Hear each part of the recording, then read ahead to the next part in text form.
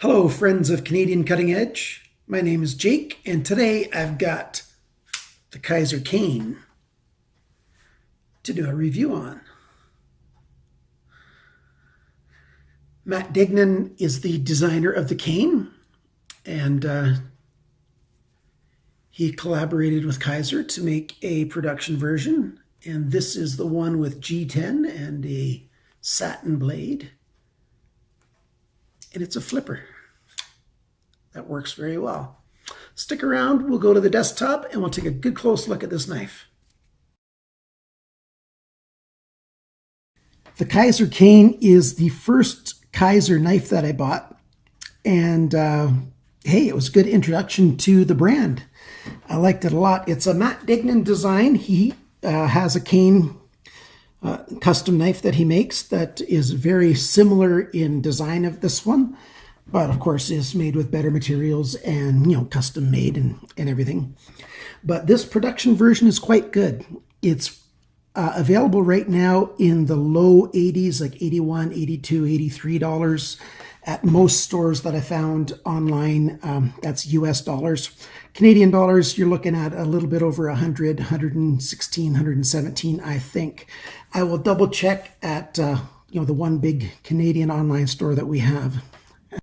This knife is a great knife for an entry-level Kizer. It's the 3.5-inch blade. It's a knife that's very much the size of the Ontario Rat. So if you're familiar with that knife, these two knives have very similar dimensions.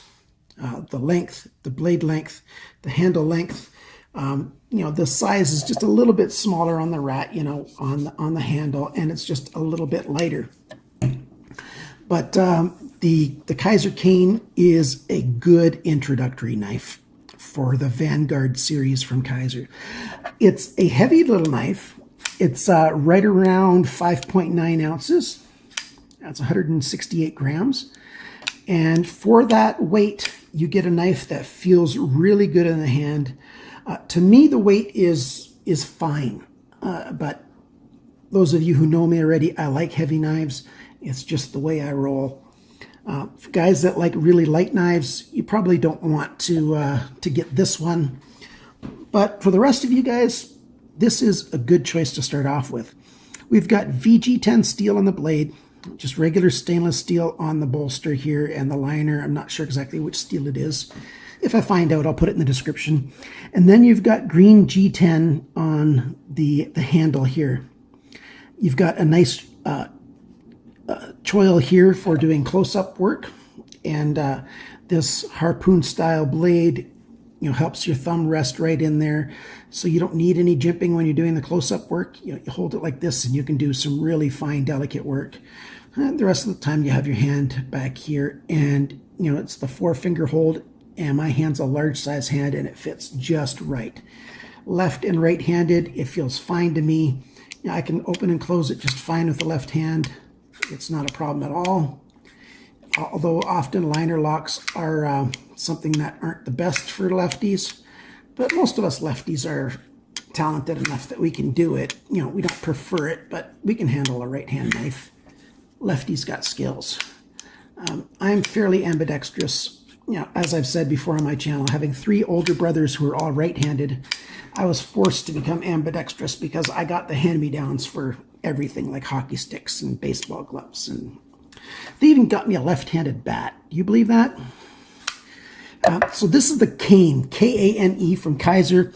Matt Dignan is the designer.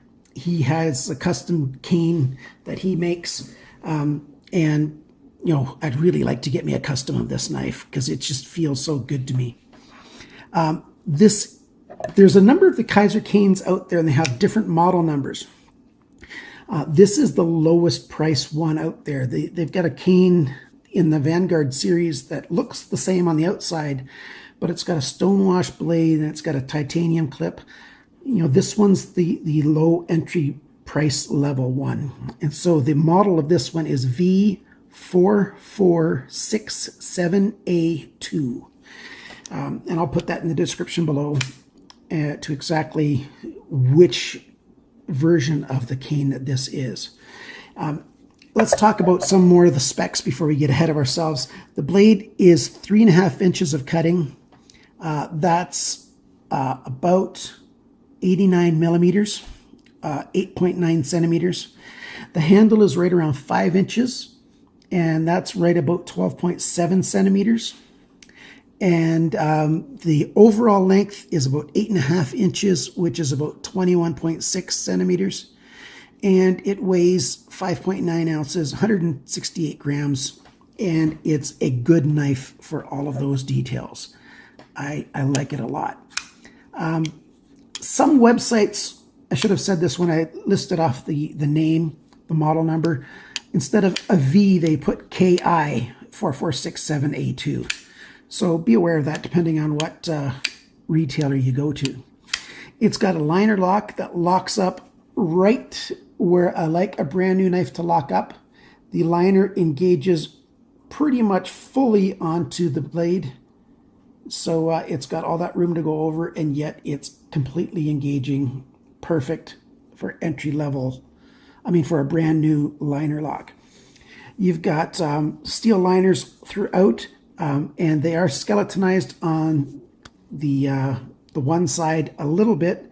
I'm not sure if I can get the light to come through just right. You can sort of see it right there, those 3 holes. If you look right down the middle. And the other side has no skeletonizing at all. It's just the liner that's built in there. I mean, the liner lock that's built in there. So this knife has bearings which allow it to open really easily. The detent is just perfect. You don't have to preload the flipper. You just flip, and it flips just fine. You don't have to flip it hard to make it go. It just works, which I like a lot. So Kizer has done a really good job with setting up this knife. This knife that Matt designed so well. You've got that harpoon style blade tip, a little swedge up here, a whole lot of belly, and about 1.5 inches of flat end of the blade. I mentioned the choil to cinch up on the blade. I like this hollow grind a lot. It cuts really well. The handle is, just over 1 inch at the widest point right here, and then it comes down a little bit and has this little dog leg at the back. The stainless steel choil up here is, it's just brushed, and so it's that satin finish. And so on mine, I've got a number of, I got to get it to focus here. I've got a number of those, what do they call them, snail trails on mine already. That's what happens to a knife when it's this style.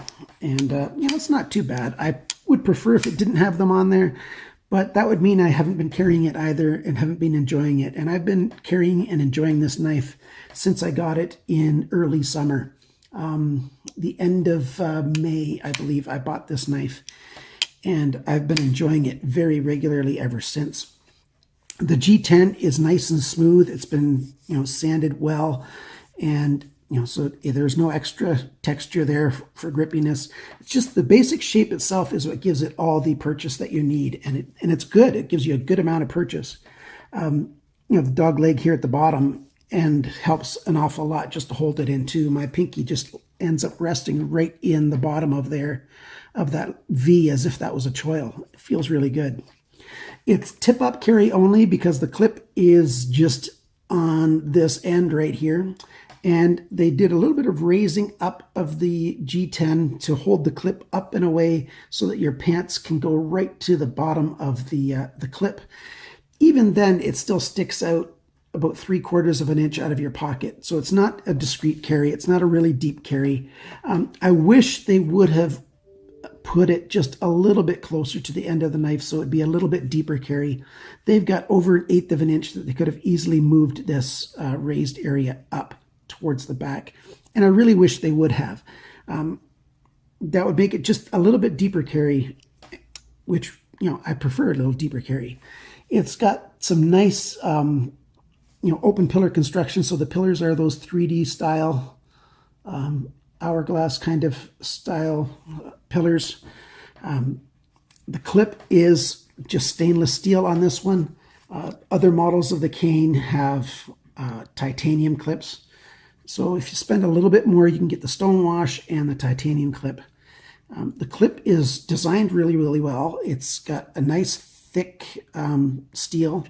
A lot of cheap knives have a thinner, lighter steel on the clip, and this one's just perfect, and it just has the right amount of tension on it, and it holds really well on this Smooth G10. So that covers the basic, size, style, shape of the knife. And I almost feel like buying, all the different color versions that I can of this knife. I tend to get that way when I like a knife. I want to buy all of them. It's just the way I am, I guess. But let's do some cutting tests. Remember, I bought this at the end of May, and I've done nothing at all whatsoever to the edge. This VG10 is pretty good steel. It's not a super steel by any stretch, but it's a good steel, introductory steel. Let's see how good this steel is. So let's take some paracord, and I'm going to double it up twice. So we've got 2 layers of paracord right there. Get the knife in there, and it just zips through that. No problem at all. And how well does it cut? No problem at all. It cuts that paracord like nobody's business. Here's a zip tie. Let's see how well it works on zip ties.